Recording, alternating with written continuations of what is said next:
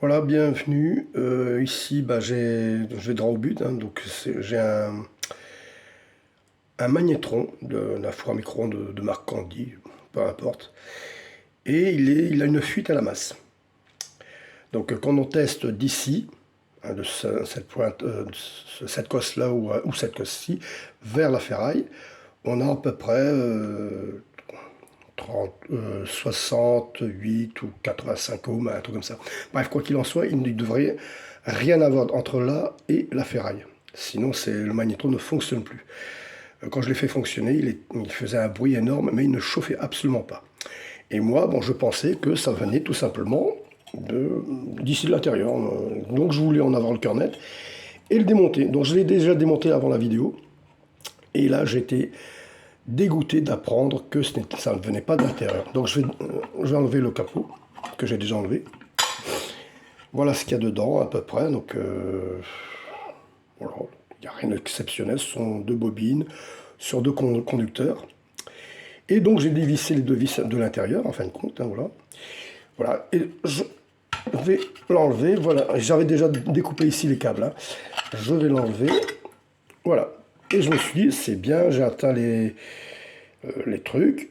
Et malheureusement, pour enlever ici toute cette partie-là, j'ai dû scier ici, hein, voilà, malheureusement. Bon, et voilà. Donc je l'enlève, je l'ai enlevé, avec un aimant ici, évidemment, qui s'enlève facilement d'ailleurs. Voilà. Il s'enlève facilement, c'est bien. En guise de consolation, j'aurai un aimant. Bon, et résultat, quand j'ai testé cette partie à la ferraille ici, un des deux filaments ici, rien ne passait. Rien ne passait, ça veut dire que cette partie-là, elle est opérationnelle. Je suis dégoûté. Alors je me suis dit, non, ça ne vient pas de là quand même, de ces cosses, qui ont été pourtant baignées, dans une résine, une espèce de résine. Et normalement, il ne devrait pas y avoir de court-circuit, ou presque de court-circuit vers la masse. Eh ben si, bien sûr que si. Voilà, je suis dégoûté. J'ai tout démonté pour pas grand-chose. Pour m'apercevoir que cette partie-là ne se démonte pas. Il faut carrément la dessouder ou la découper. Voilà, donc je vais la tester avec un testeur classique, peu importe. Voilà. Et voyons voir quelle est... Voilà, ici, c'est une cosse au hasard. Hein, voilà. Et voilà le résultat. Tiens, 82 ohms, alors qu'il ne devrait rien avoir. Et l'autre, bah oui, l'autre, est-ce qu'elle est court-circuitée ou pas? J'ai même pas essayé. Oh, décidément, c'est pas évident de le faire sans... Voilà, ici, voilà. Ah zut, eh ben non.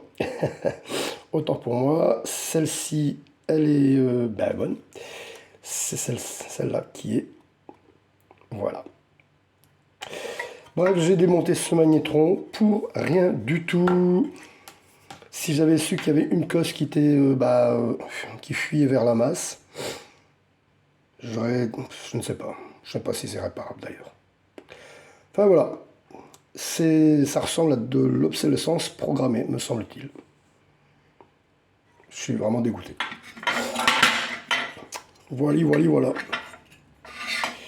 Bon, ben voilà, c'était juste pour vous dire que je me demande si c'est pas de l'obsolescence programmée, puisque sur Internet, certains magnétrons ont ce système-là démontable, c'est-à-dire enclipsable.